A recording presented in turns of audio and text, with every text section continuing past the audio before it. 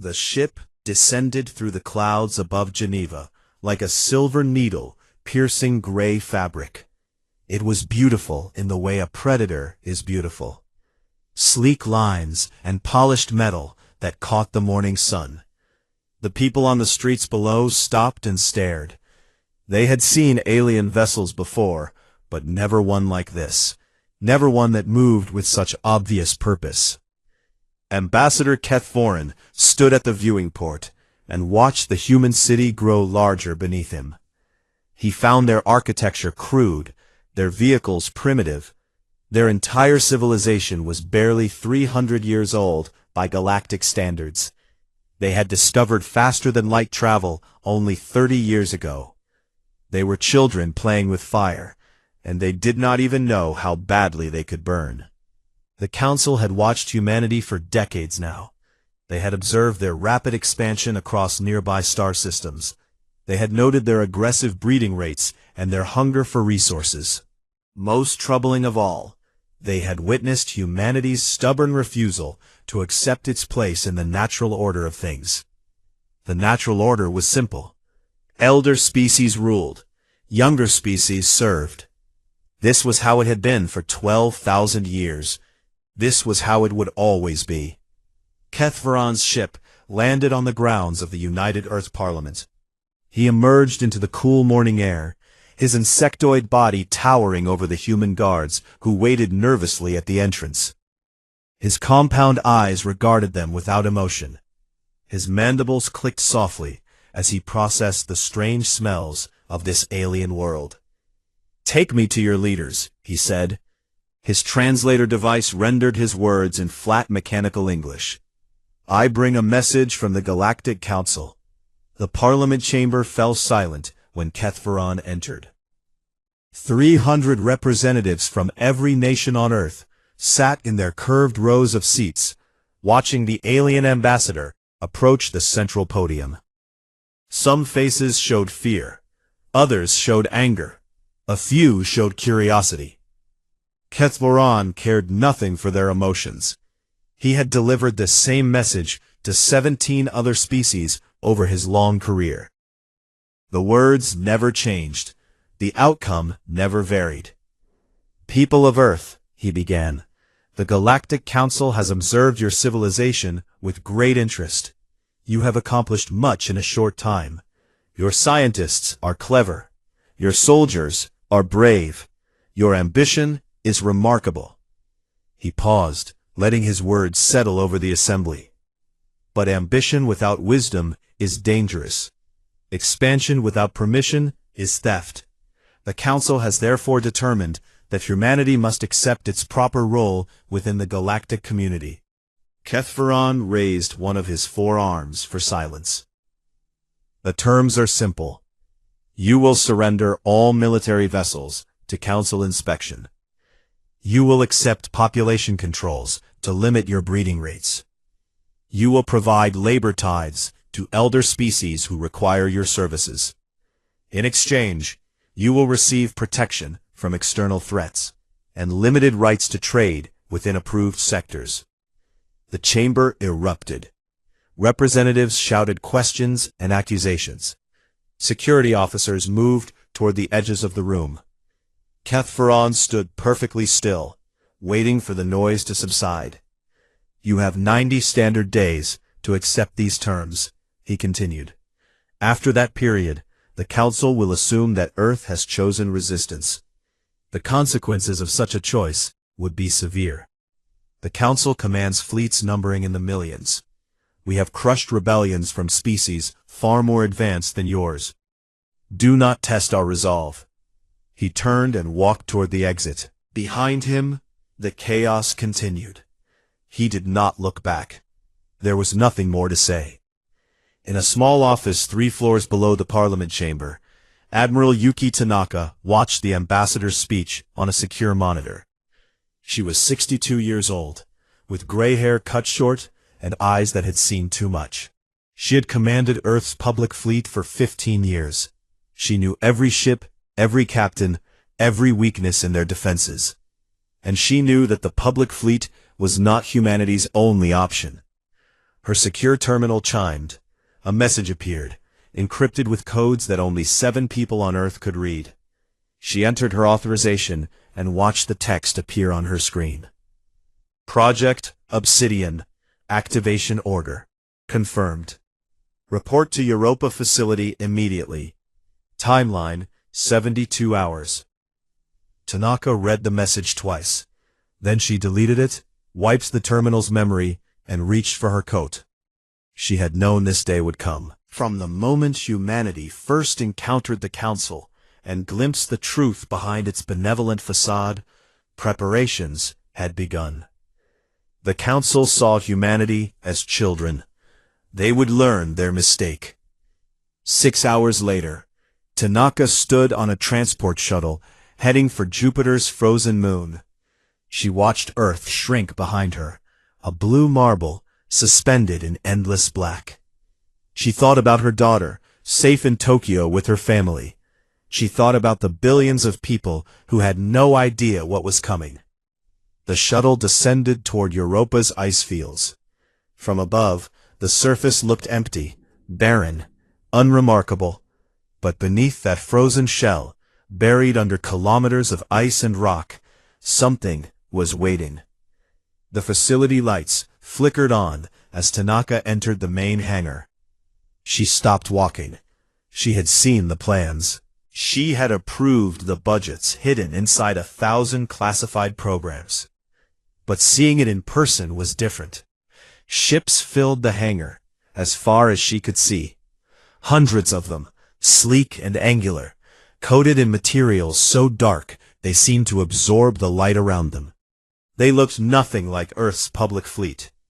They looked like shadows given form, like nightmares made real. Dr. Marcus Webb appeared at her side. He was thin and tired, with the look of a man who had not slept properly in years. His eyes carried a weight that Tanaka recognized, the weight of creating something terrible. "They're ready," he said quietly. "All 2,000 of them." Tanaka nodded slowly. "And the weapons?" Webb hesitated. "The conventional systems are fully tested. The mass drivers, the quantum disruptors, the stealth systems, all functional." He paused. "But the silence. Admiral, I need you to understand. That technology was never meant to be weaponized. We don't fully understand what it does, what it might do if deployed at scale. Will it work? Yes. But the cost. The Council has given us 90 days to surrender our freedom," Tanaka interrupted, "to accept slavery for our children and their children forever. There is no cost I am not willing to pay to prevent that." Webb looked at the dark ships stretching into the distance. "Then God help us all." Tanaka turned away from him and activated her communicator. "This is Admiral Tanaka. All section commanders report to the briefing room in 1 hour. Operation Obsidian is now active." She walked toward the command center, her footsteps echoing in the vast hangar. Behind her, the Black Armada waited in silence. Soon, very soon, the galaxy would learn what humanity was truly capable of. The Council had demanded that Earth kneel. Earth had a different answer in mind. Commander Zara Okonkwo did not believe in miracles. She believed in training, discipline, and firepower. These were the things that kept pilots alive in the cold vacuum of space. So when High Command summoned her to a secret facility on Europa, and showed her a fleet of 2,000 warships that supposedly did not exist, her first reaction was suspicion. "This is impossible," she said, staring at the endless rows of dark vessels. "Where did they come from? How did you hide this?" Admiral Tanaka stood beside her, arms folded across her chest. "We have been building them for 15 years, since first contact with the Council." 15 years? The Council only contacted us 30 years ago. We were allies back then, partners. "We were never allies, Commander. We were prey being sized up by predators." Tanaka gestured toward the ships. "The Council showed us their true nature early, the trade agreements that drained our resources. The technology they refused to share. The way they spoke about younger species. We knew eventually they would demand our submission. So, we prepared. Okonkwo walked closer to the nearest ship. Its hull seemed to drink the light around it. Even standing meters away, her eyes had trouble focusing on its surface. It was like looking at a hole in reality. What are they made of? The coating is a metamaterial we developed in secret. It absorbs nearly all electromagnetic radiation. Sensors, radar, targeting systems, none of them can see these ships until it's too late. Tanaka allowed herself a small smile. The Council thinks our public fleet is all we have. 300 vessels, poorly armed, barely capable of defending our own system. But what they don't know is that we have something much more dangerous. They expect us to be easy prey. And instead we give them the worst surprise of their 12,000-year empire. Over the following weeks, Okonkwo learned just how thoroughly humanity had prepared for this moment. The Black Armada was not merely a collection of hidden ships. It was an entirely separate military structure, with its own command chain, its own training programs, its own doctrine. The weapons were unlike anything in the public fleet. Mass drivers that accelerated metal slugs to a significant fraction of light speed. At those velocities, a piece of metal the size of a fist could punch through any known shield technology. Quantum disruptors that destabilized the exotic matter that powered Council FTL drives, leaving enemy ships stranded and helpless. And then there was the silence. Dr. Marcus Webb explained it to her in his cramped laboratory, surrounded by equipment she could not begin to understand. His hands trembled slightly as he spoke, and dark circles hung beneath his eyes. I was trying to create a stable wormhole, he said, a gateway that could transport matter instantly across vast distances. The mathematics suggested it was possible, but the experiment failed.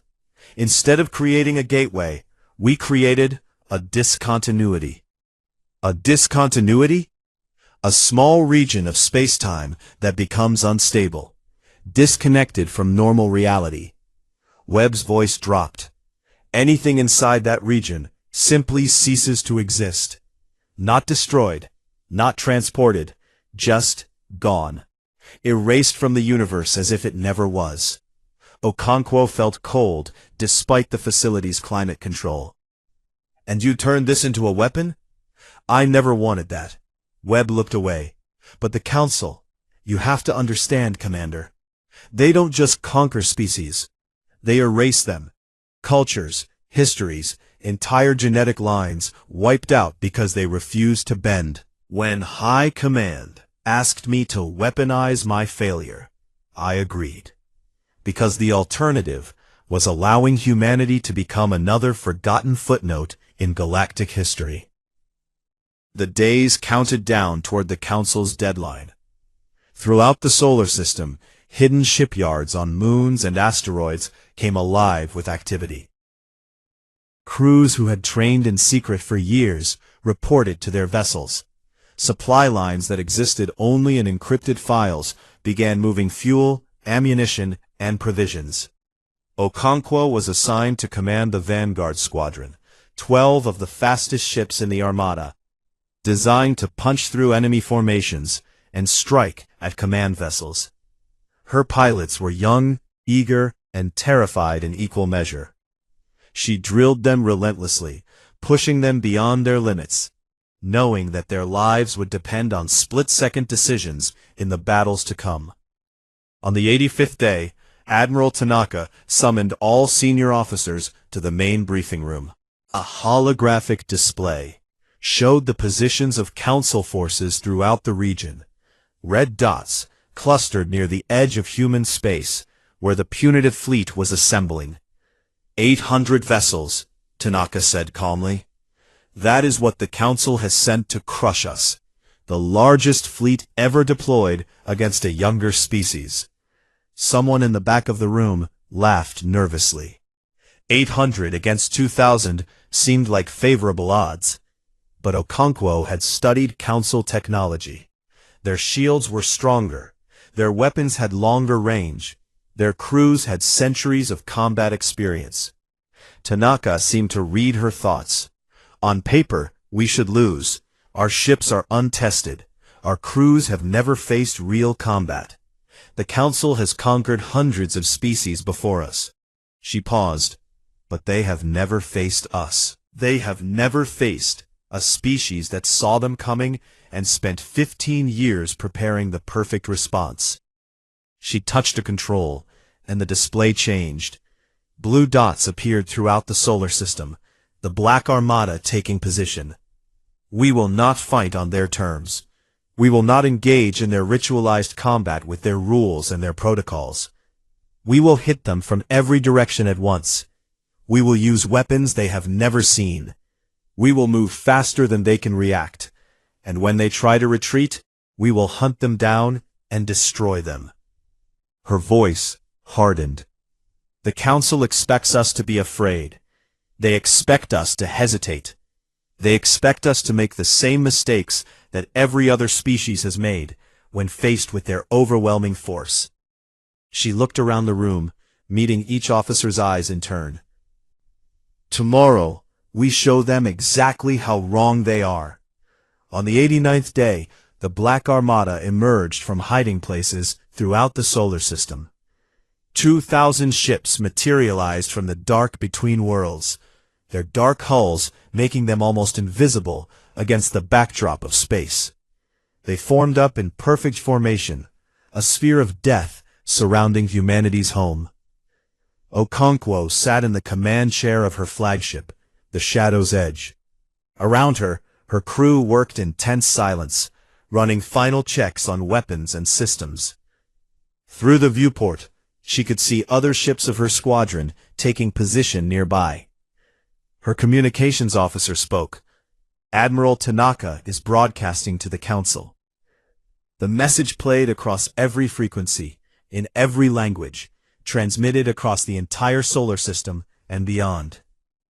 People of the Galactic Council, you demanded that humanity kneel. You demanded that we surrender our ships, accept population controls, and serve as slaves to elder species. You gave us 90 days to comply. A pause. Then, Admiral Tanaka's voice, cold and hard as steel. Our answer is no. We will not kneel. We will not serve. We will not surrender. If you want to subjugate humanity, you will have to come and take us yourselves. And we promise you this, you will pay for every inch in blood. The transmission ended. Across the Armada, 2,000 crews waited in silence. The Council's punitive fleet began to move. Commander Okonkwo gripped the arms of her chair and watched death approach. All hands, she said quietly, battle stations. The war for humanity's survival had begun. Fleet Commander Ulthax had crushed 30 rebellions in his long career. He knew the pattern by heart. Younger species would resist for a few hours, maybe a few days. They would fight bravely. They would die heroically. And then their worlds would burn, and their survivors would accept the chains they should have worn from the beginning. Humanity would be no different. He stood on the bridge of his flagship, the Divine Judgment, watching the blue marble of Earth grow larger on the display screens. 800 Council vessels followed behind him in perfect formation, the largest punitive fleet ever assembled against a single species. An overwhelming show of force designed to crush all resistance before it truly began. Status report, he commanded.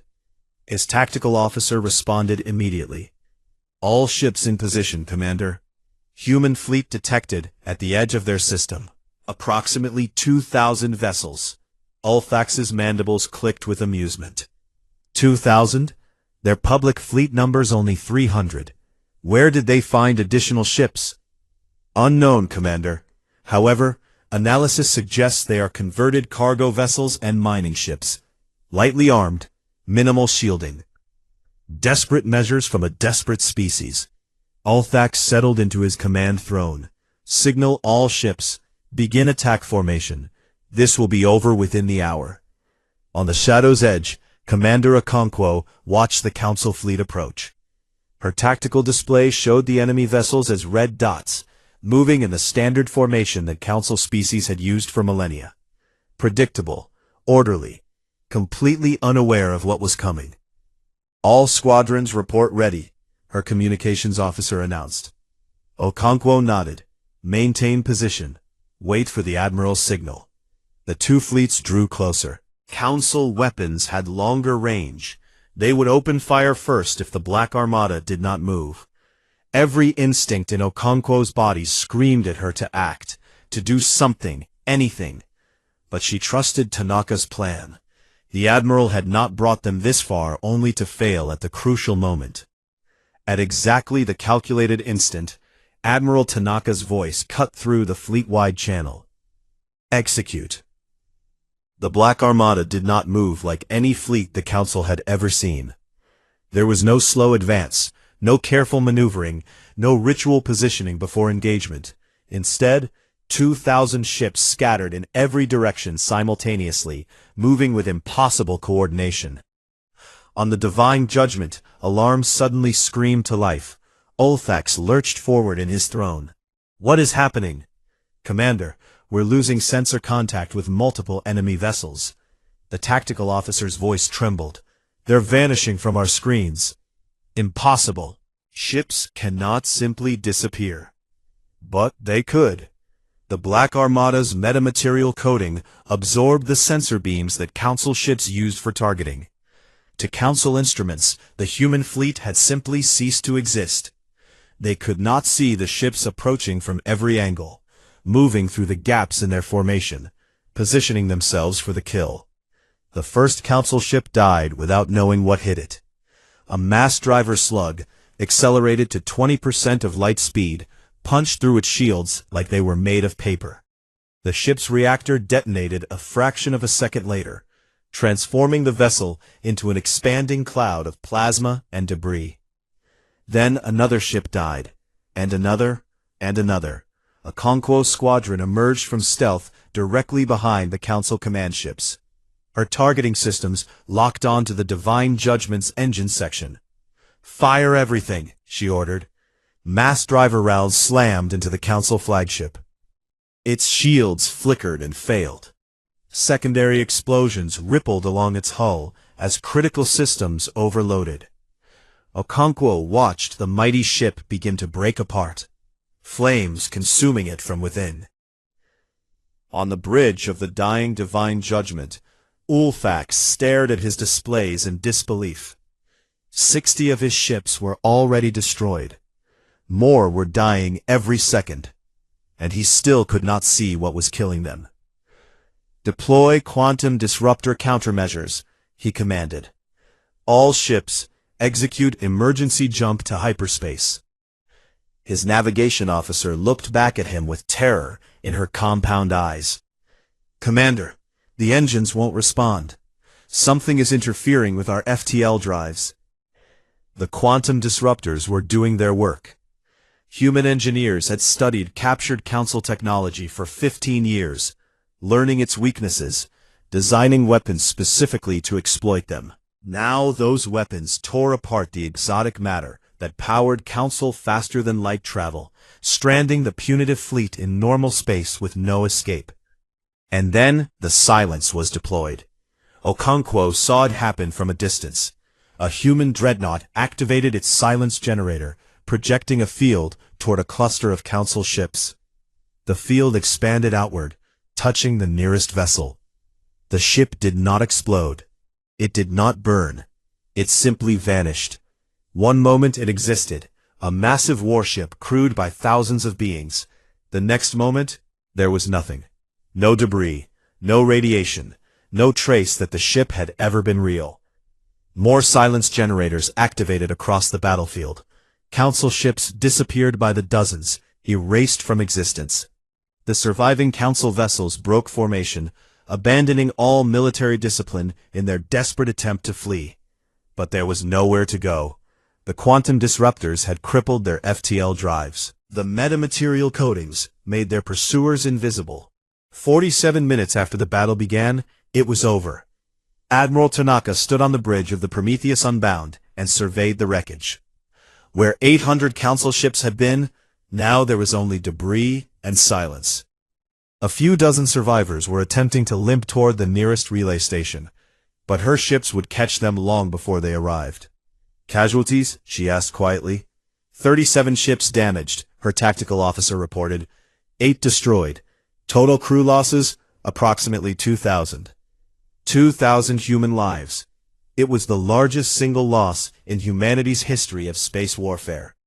But they had destroyed nearly 800 enemy vessels, including the flagship of the punitive fleet. The exchange ratio was almost impossible to believe. Dr. Webb appeared at the admiral's side. His face was pale, and his hands trembled visibly. "It worked," he said. The silence. It worked exactly as designed. Yes. Tanaka did not look at him. "Do you understand what we've done? Those ships didn't just die, Admiral. They were erased. Every atom of their matter, every thought in their crews' minds, gone. Not dead, gone. As if they never existed at all." Tanaka finally turned to face him.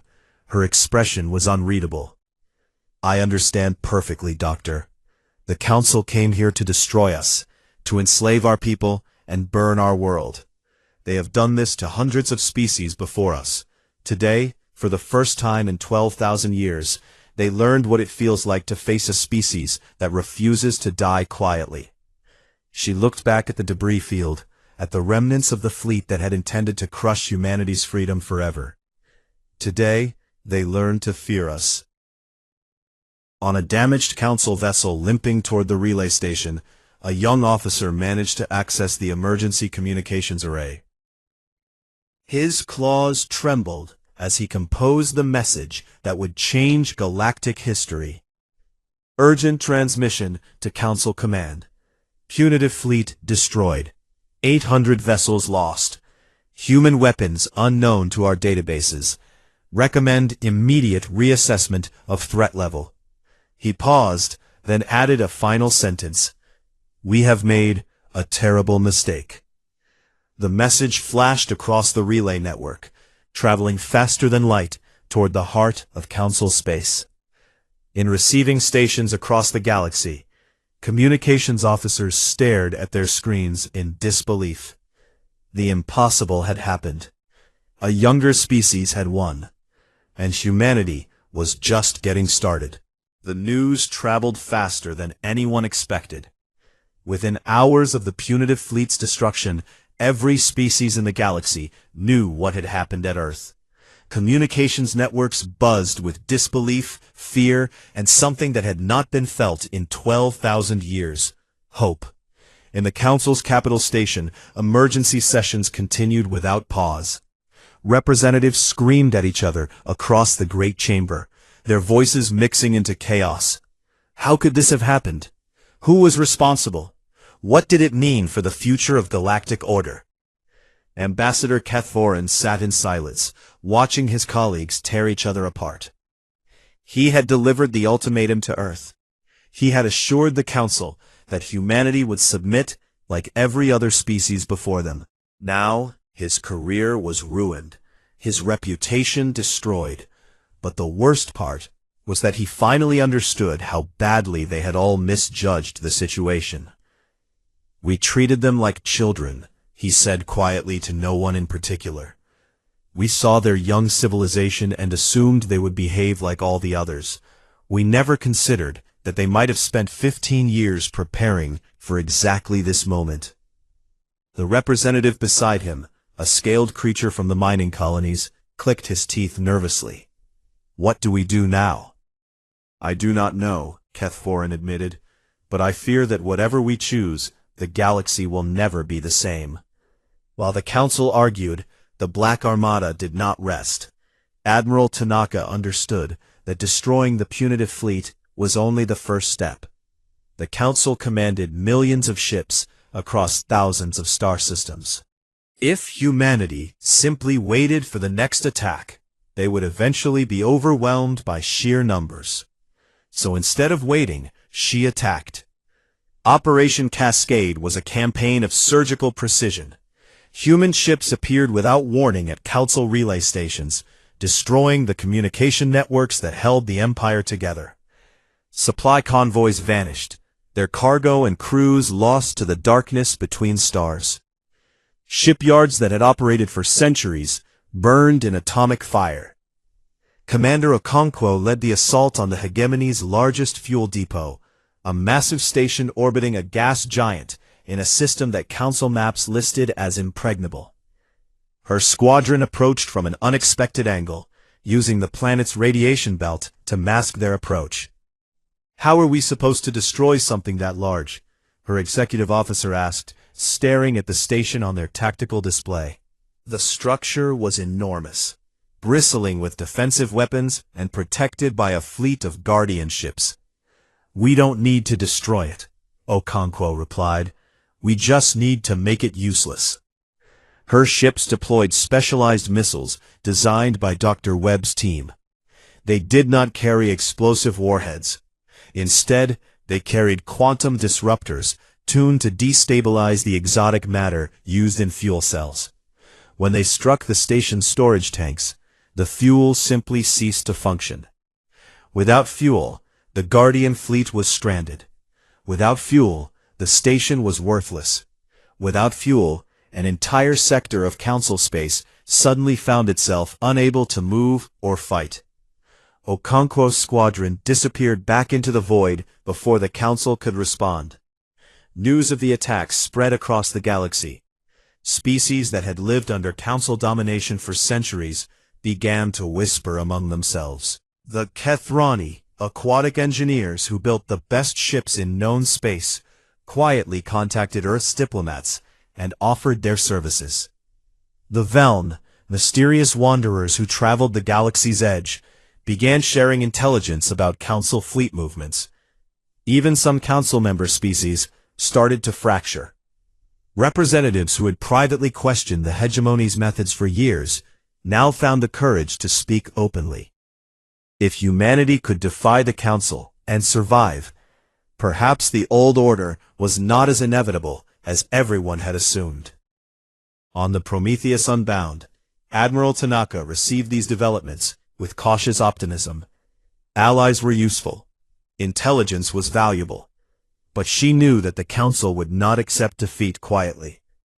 "They're mobilizing something," her intelligence officer reported during the morning briefing. "We're picking up massive fleet movements toward the galactic core. Ships being pulled from defensive positions across a dozen sectors." Tanaka frowned. "How many ships?" "We can't get an exact count, but based on traffic patterns." The officer hesitated. "Tens of thousands, Admiral. Perhaps more." The room fell silent. 2,000 ships had been enough to destroy the punitive fleet. But tens of thousands? Even with their technological advantages, the Black Armada could not fight against such overwhelming numbers. Dr. Webb cleared his throat nervously. "There's something else." The Veln shared some historical records with our diplomatic team. Records about something called the Extinction Fleet. Extinction Fleet? A force held in reserve at the galactic core for 12,000 years. It's never been deployed in recorded history. The records describe it as, Webb consulted his tablet, a final solution for species deemed too dangerous to subjugate. World crackers, stellar destabilizers, weapons designed not to conquer, but to eradicate. Tanaka closed her eyes. She had hoped humanity's display of strength would force the Council to negotiate. Instead, it had convinced them that humanity could not be allowed to exist at all. "How long until they reach us?" "Based on current movement patterns, approximately 3 weeks. 3 weeks. The Admiral opened her eyes and looked around the table at her senior officers. These men and women had led humanity through its greatest victory. Now she had to ask them to face its greatest threat. "We always knew this might happen," she said quietly. "From the moment we began building the Black Armada, we knew the Council might respond with total war. That is why Project Obsidian was never just about building ships." She stood and walked to the viewport, staring out at the stars. "Dr. Webb, how many silence generators do we have operational?" one for each ship in the fleet. And if we linked them together, used them in coordination rather than as individual weapons? Webb's face went pale. Admiral, that was never tested. The energy requirements alone would be enormous, and the effects on space-time, he shook his head. We have no idea what might happen. Then I suggest you figure it out. Because in 3 weeks, the largest fleet in galactic history will arrive to destroy everything we love. Tanaka turned to face her officers. We have one chance to survive this, one option that the Council cannot predict or prepare for. We are going to take it. Commander Okonkwo spoke up. What exactly are we going to do, Admiral? Tanaka's expression hardened with determination. We are going to do something impossible, and we are going to make the entire galaxy watch. She dismissed the meeting and returned to the viewport alone. Somewhere out there, the extinction fleet was gathering.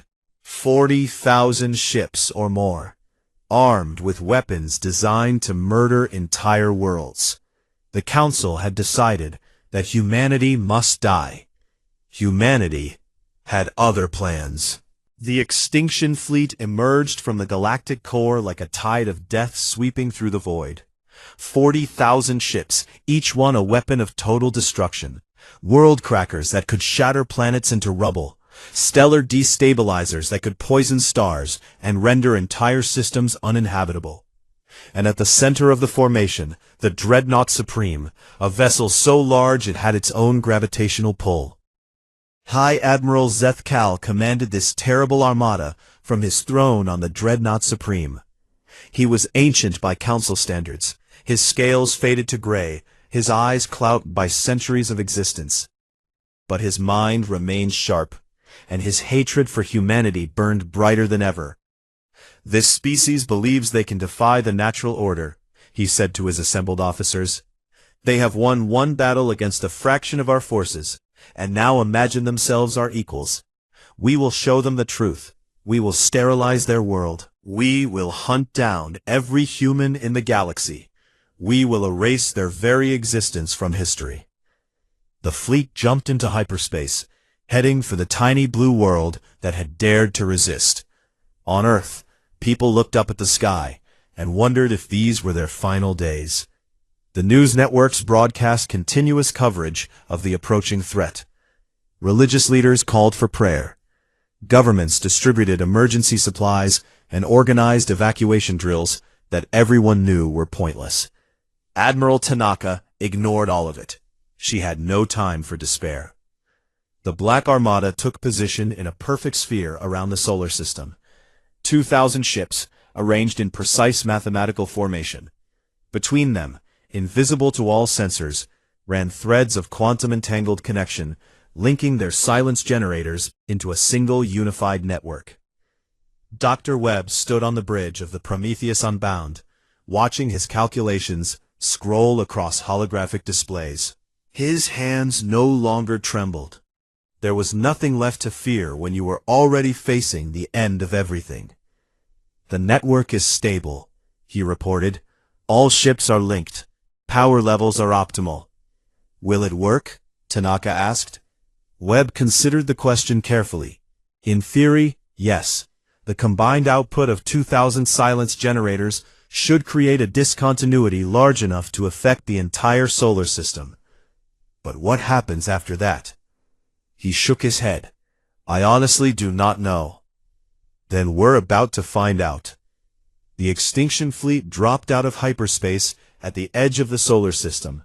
40,000 ships materialized in perfect formation, their weapons already charging. High Admiral Zethkal gave the order to advance, savoring the moment. In a few hours, humanity would cease to exist. Then, his tactical officer spoke, voice trembling with confusion. Admiral, the human fleet is not retreating. They are not advancing. They appear to be doing nothing. Zethkal studied the display. The human ships hung motionless in their strange spherical formation, making no apparent effort to defend themselves. What were they thinking? Did they imagine that surrender now would save them? It was far too late for that. All ships, open fire. Destroy everything. The extinction fleet unleashed its weapons. Beams of concentrated energy, missiles carrying warheads that could crack continents, exotic matter projectiles that could poison worlds.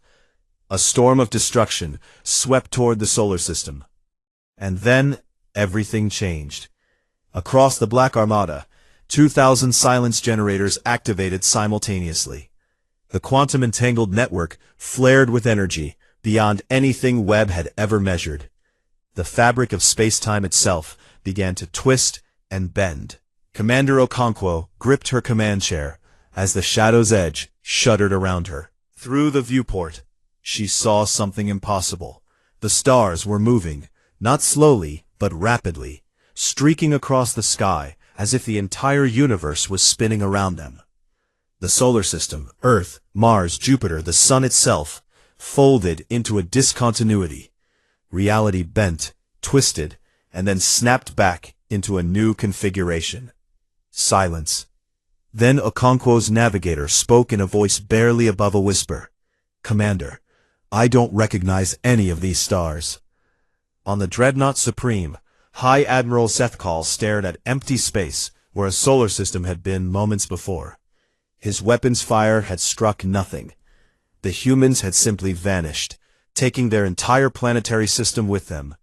"Find them," he commanded. "Scan every frequency. Search every sector." Hours passed, then days. The extinction fleet found nothing. No trace, no trail, no indication of where humanity had gone. The solar system had ceased to exist in one location and presumably reappeared somewhere else in the galaxy. But where? The answer came not through sensors, but through communications. A message appeared on every display in the extinction fleet, broadcast on all frequencies simultaneously. Admiral Tanaka's face filled the screens, her expression calm and confident. "People of the Galactic Council, we have demonstrated today that humanity cannot be destroyed. We have moved our entire solar system to a location of our choosing, far from your fleets and your weapons. But we have not fled." Behind her, displays showed the Black Armada reforming, its ships undamaged by the transit. "The technology we used has another property you should understand. We can appear anywhere in the galaxy, instantly, without warning. You cannot track us. You cannot predict us. You cannot stop us." Her voice hardened. "The war you started is over. We did not choose this conflict, but we have ended it. From this moment forward, any species that wishes to contact humanity peacefully will be welcome. Any species that wishes to attack us will regret that decision." She paused, then continued. "There is one more thing. Our transit created a permanent rift in space-time, a connection between our old location and our new one. This rift can be stabilized and expanded. It can become a gateway for trade, communication, and travel. Or it can become a weapon that threatens any fleet that approaches it. The choice is yours. We are ready for either outcome." The message ended. Across the galaxy, billions of beings watched in stunned silence.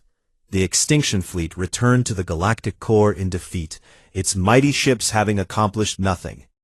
In the council chambers, the political structure that had dominated the galaxy for 12,000 years began to crack. Species that had been silent for centuries found their voices. Revolution sparked on a dozen worlds.